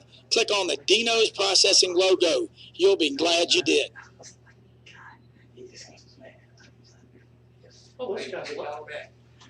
All right, welcome back. Last couple of minutes, what a great show. And we had a great show because of several reasons. Great callers, great guests. We had Dr. Ed Wiener. We had Tim Linnefeld from FSU 24/7, Bob Kessling, the voice of the Vols, and Coach Tommy Tuberville, and our great callers. And Gordon, man, this is like being a kid on Christmas Day every time we go on the air, isn't it? It is. Plus, we got to mention Aubrey and the Snakeskin Cowboy. Yeah, Audrey and the Snakeskin Cowboy make this show happen. I tell you, Audrey she's our drill instructor. She's back there like, sit up straight, button your button, brush your hair. And Snakeskin, look, we wouldn't have this great bump music like Dreamweaver if it wasn't for him.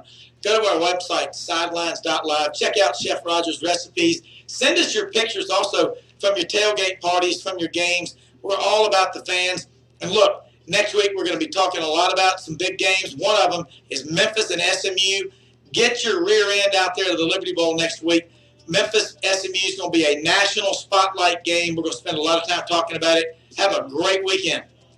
Great weekend. Thank you, guys. I just can't get enough. I just can't get enough. We still play Sidelines and running long, and I just can't seem to get enough.